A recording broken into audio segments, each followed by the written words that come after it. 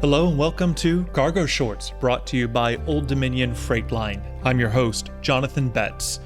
Today we're talking packaging and everything that goes into protecting products. It's more than plastics, pallets, bubble wrap, and fiberboard. We're going to dig into the science behind packaging. What's the future? What are the challenges? And what's being done to make packaging more sustainable?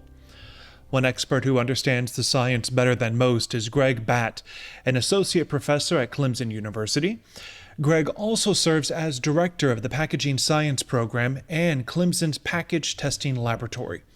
Clemson is one of a handful of American universities offering degrees in packaging science. We're also joined by Geoff, Stephany, director of Cargo Claims and Security for Old Dominion Freight Line. Thanks to you both for being here. Great, Jonathan. It's great to be with you. So let's talk about correct packaging. It's kind of a big, open-ended question here. Greg, why is correct packaging so important and why is it so hard to get it right? Yeah, great question. So, packaging as a function within organizations is often something that's overlooked. It is often left to the very end. It's like, oh yeah, we got to put this in a package, right? Versus kind of bringing that function kind of further up into the product development process and incorporating it in the early stages, as I believe it should be. So for a lot of organizations, they don't put a lot of thought into this, and so therefore there's a lot of opportunity there. Opportunity to reduce cost, opportunity to improve protection of the product as it's delivered to the customer, and opportunity to improve their environmental responsibility in the way they do that. Geoff, I know packaging is something OD puts a lot of thought into to help protect shippers' products. So from a fundamental standpoint, why should packaging be a priority for shippers? Well, Jonathan, first and foremost, thank you for having me on this podcast. Yeah, so when it comes to packaging, the shipper most certainly wants to make sure that their freight gets to their customer and our mutual customer in a intact manner. They're not looking for freight to be damaged and then having to go through the whole claims mitigation process. And it can be quite contentious. So if we find freight that is not properly packaged, we try to reach out to the shipper and collaborate with them, whether it's us directly or sending them off to a packaging engineer or even off to the National Motor Freight Traffic Association. They've got a email address, interpretations@nmfta.org, that shippers can send their packaging off to and they can validate it. Greg, do you feel like organizations are struggling with this in today's operating environment? Packaging science, the field of this is I call the largest global industry that not many know exists, right? There's a lot of large companies that have been operating for decades without somebody focused in their packaging, in the design of their packaging, the sourcing of their packaging, and somebody that's been trained, formally trained in that. And so it's for a lot of folks, a lot of companies we work with, it's an overlooked function until something goes wrong, or until the costs catch the eye of somebody. Why are we spending this much on packaging? Or when a retailer, let's say, for some companies, pushes back and says, we want you to reduce your packaging. You're using too much. And to sell through us, you're going to need to eliminate packaging. And Geoff, how do you work with shippers to help them prioritize packaging? Typically, it's just going to visit with them. We've got a quality and training team that have individuals in the various 12 regions that we have, and they may go visit with the shipper to discuss the packaging or how it's being placed on a pallet, how it's being secured to a pallet. There's all different types of damage, and sometimes it's not the packaging per se. Sometimes it's the securement of the freight to the skid or the pallet. I like that a big part of your job, Greg, frankly, is to make sure that this is not something that is overlooked. As we mentioned, Clemson has a lab devoted to research into packaging and to test protective packaging for various industries. So tell us more about the kind of work you guys do there. Yeah, Jonathan, we've got some great lab facilities here at Clemson, and one particularly in this area of transportation, distribution, packaging, and package testing. And we use that lab to serve our undergraduate students, to serve industry through testing. But as you said, with respect to research, we've got a team of graduate students who are conducting research alongside faculty, kind of specifically in this area of transportation, distribution, packaging, dynamics, protective packaging. And we've got some projects we've got going on right now at Clemson. We just completed a project where we were looking at characterizing the performance of various packaging materials in their ability to protect peaches when shipped direct to consumer, right? So it's passing through the e-commerce channel. And so, obviously we're used to seeing peaches sit in a brick and mortar kind of retail store, but totally different challenges when you think about shipping peaches, directly from the farm to your doorstep. As we're talking about this, Greg, and surveying the landscape, when it comes to packaging, what advice do you have for LTL shippers? I think my advice, Jonathan, for LTL shippers would be that they really need to be a partner with their customer in assuring that their customers' products get shipped to their end customer, as desired, right, without damage, and doing that for a lowest cost, and doing that, with the lowest environmental footprint possible. It really comes along. It means that the carriers need to have that kind of technical expertise within their company, to where they can actually enter the conversation with their customer on the materials to use, best materials to use. They need to have an understanding of the hazards of their distribution environment, right? The shock, the vibration, the compressive forces, the temperatures, relative humidities that they know exist in their environment. They need to be able to bring that to the table, and then work with be able to understand the fragility of the products that their customers are wanting to ship with them. And if that expertise is within the carriers, within their team, then they can really truly be partners with their customer in helping to, what we all want is that product to end up to the final customer, to its final destination, as first quality as desired. I think a big part of this industry, frankly, and also a trend that we're seeing, is this race towards less packaging, Greg. We've seen that with the rise of vendor scorecards. So tell us more about how that has impacted the industry and supply chains. Yes, that's a great point. It really started back in the mid 2000s, late 2006, 7, when these scorecards started to show up. And what it really drove was about a decade of reduce at any cost.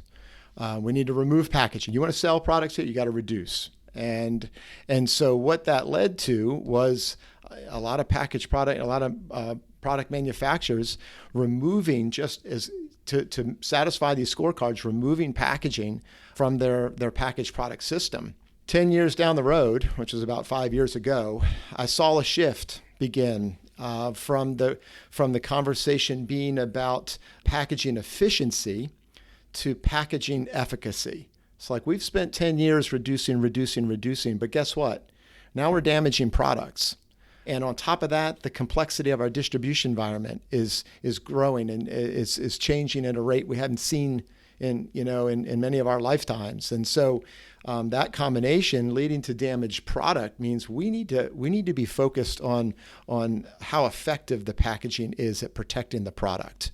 And in some cases, that means maybe adding some packaging materials back in, but it definitely means there's a need to optimize for protection. And about being smart, it sounds like, with the packaging.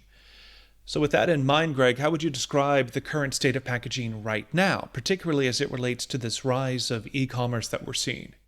Yeah, so I'll stay right. That's right in my lane, because we do a lot of package testing for companies who have products that typically have been sold in kind of brick and mortar retail locations, and now they're for whatever the reason, are having to sell their products direct to consumer.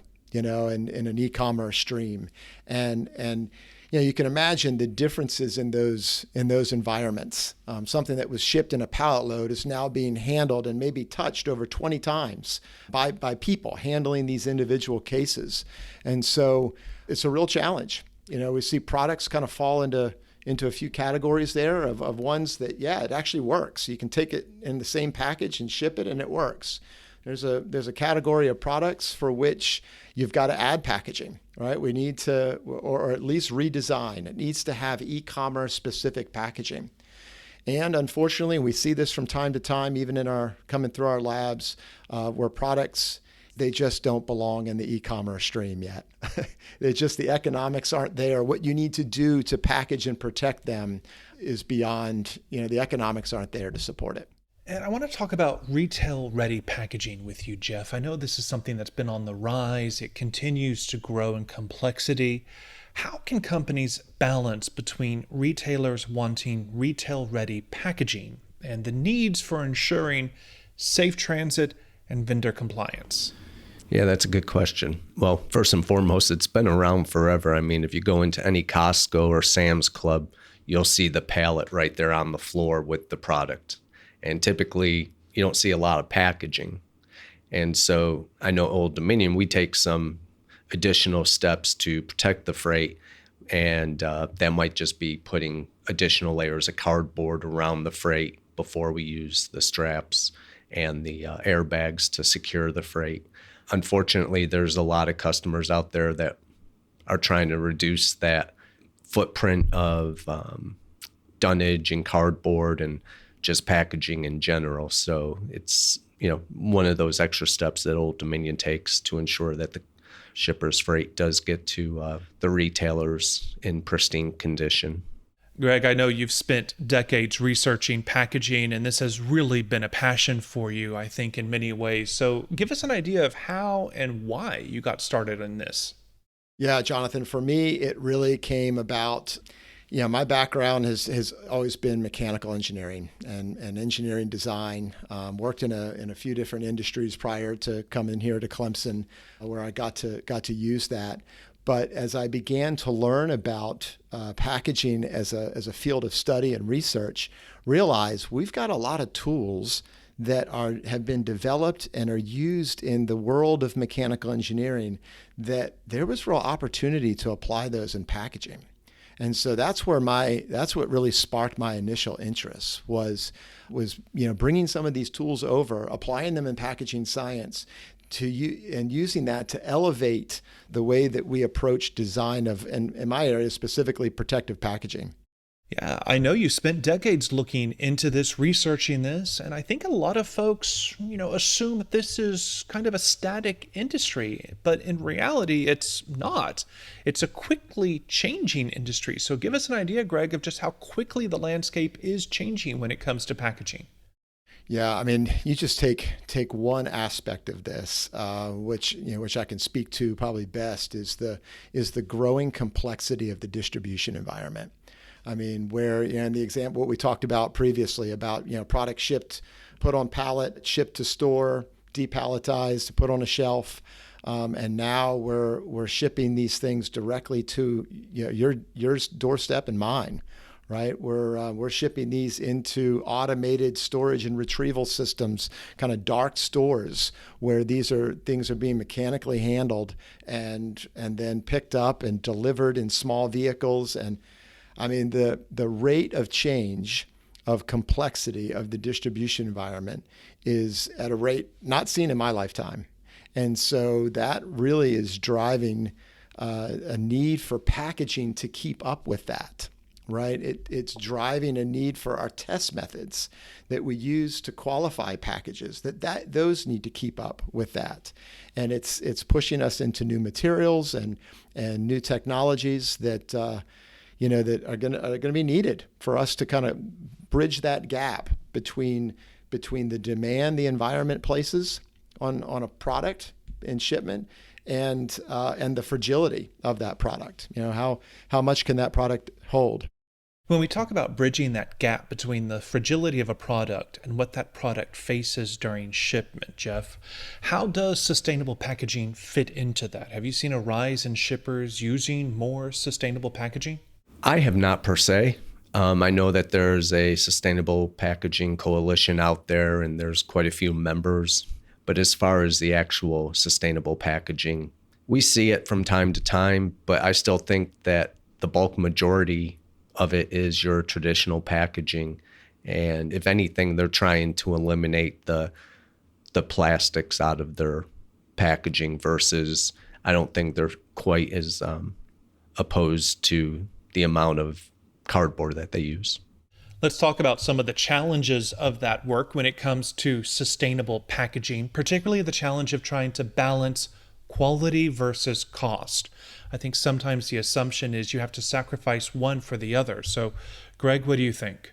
Yeah, when it comes to that balance that companies need to negotiate when designing packaging with respect to sustainability and costs, right? That what is my carbon footprint? What is my environmental impact? Trying to different metrics we use to quantify that, balancing those with cost and quality of the of the packaging you're using.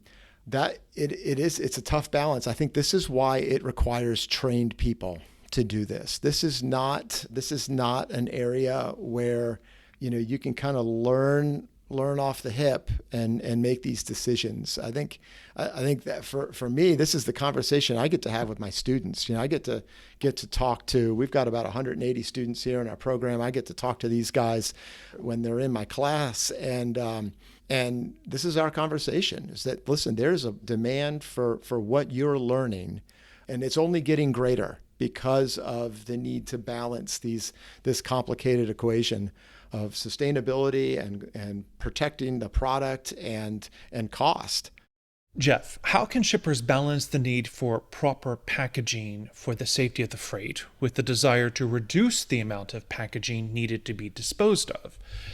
If they want to do it right and they want to ensure that the freight's going to get to our customer intact and not damaged, unless they have a packaging expert on staff, they're better off spending the little bit of money on the front end to go and have the freight properly tested and have a packaging expert, validate that packaging is sufficient for the rigors of the LTL environment, because in the less than truckload space, we're cross-docking that freight. I just met with a customer earlier this week, and he had his commodity brought into him, and he was saying it was brought in without an issue. Well, it was, because it was brought in on a truckload carrier.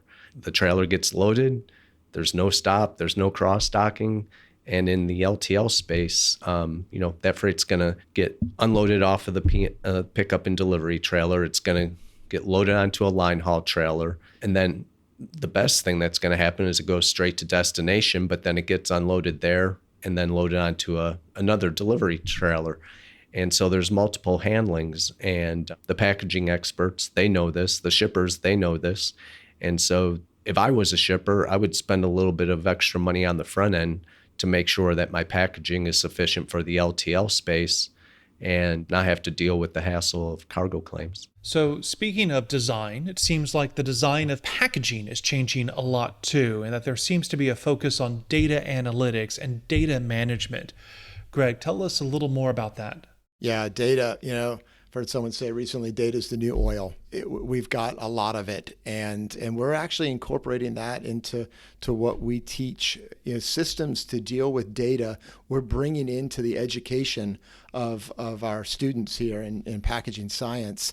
You think about a specification for a package for a particular product, and that used to be stored in a file cabinet. There's probably companies today who still store their specs in a file cabinet somewhere. Maybe it made it on a floppy disk or into an Excel spreadsheet.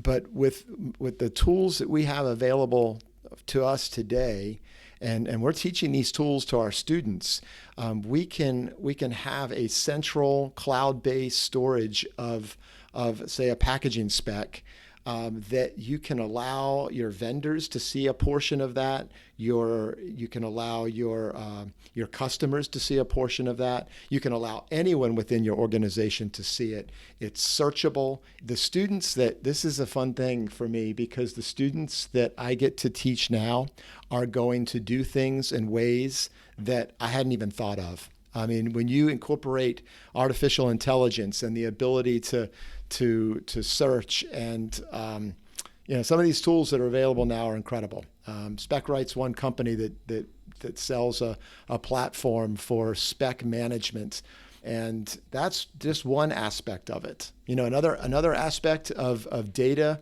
that we're generating a large volume of is what we record in the distribution environment. Data recorders now are getting smaller and less expensive and more powerful. And so we can place these not at the truck level, not just at the pallet level, but we can put these in individual packaged products. And we can record shock and vibration in 6 different axes. We can record temperature, relative humidity, atmospheric pressure, GPS location, all of this data that we can use to characterize the environments that our packaged products move through. And how do you handle that, right? How do we take all this data and turn that into useful, say, test procedures for us to qualify packages, or design guidelines, or how do we make that data useful for us?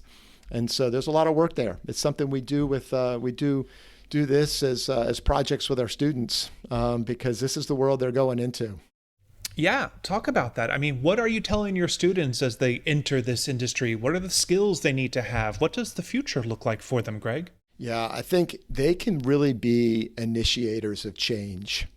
I believe that our students, that as they transition into industry, they are really the ones that can accelerate change in the way that organizations do what they do.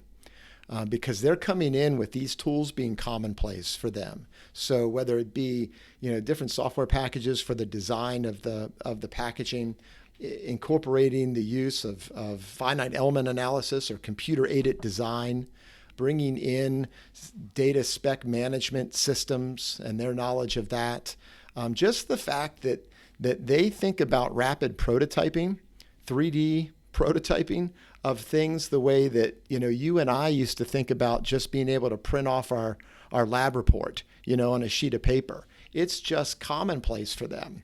So Geoff, I want to look at the big picture here, and where is the industry headed? What are your biggest takeaways, the things that excite you most when it comes to packaging and looking to the future? Well, obviously looking to make sure that the packaging is sufficient for the commodity that is being shipped in it, because no one wants to have damaged freight. The collaborating between carrier and shipper, that's always something that, you always find something different that you never thought of before, or you never saw that issue before, and coming up with a solution, working within that collaborative environment with the shipper, whether it's new ways to secure freight in the trailer. There's always new technologies coming out, and sometimes the simplest of ideas, like I was saying earlier, just taking some cardboard dunnage and putting it around the freight to protect the retail freight from the strap. I mean, it didn't take an engineer to come up with that idea. It just came up. Quite frankly, I don't even know who came up with it. It was probably someone on our Morristown, Tennessee dock. I mean, there is a lot of thought that goes into this, which, again, I don't think a lot of folks realize how much thought goes into this packaging and this material and making sure that it's protecting the product and surviving the transport. And I like your example you just gave about the extra cardboard used and how it's a really simple solution, right? But it made a big impact. It did. And, again, it's always just trying to come up with a new way to catch the mouse.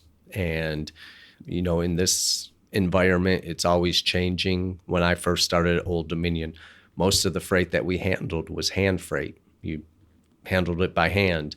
And then all of a sudden it started to all become palletized. And I think we had 3 tow motors on the dock in Greensboro at the service center there. And now we probably have 50. And so, it's always changing, and it's just trying to stay ahead of the game. And if you get behind, try to get caught up as quickly as possible. So as we wrap up and look to the future, Greg, what are you most excited about here? Yeah, what am I most excited about? So, as we look to the future, where is all this headed?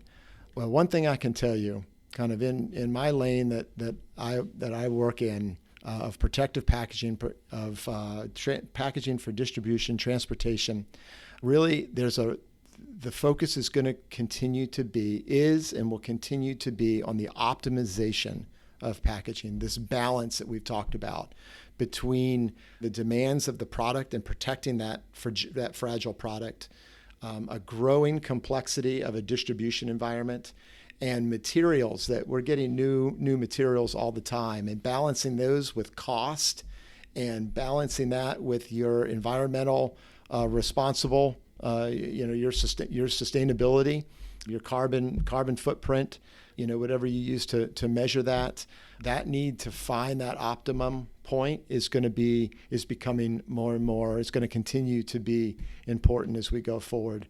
When you try to balance all of this with government mandates on specifically on sustainability and company commitments, right? These are the two things: government mandates and company commitments to, we're going to reduce this by this much by this year. That really is going to force, it's already driving that need to optimize. Yeah, it feels like the landscape is quickly changing, but we're getting closer and closer, it feels like, to that optimal balance. Greg, Geoff, fascinating conversation. Thank you so much for your time.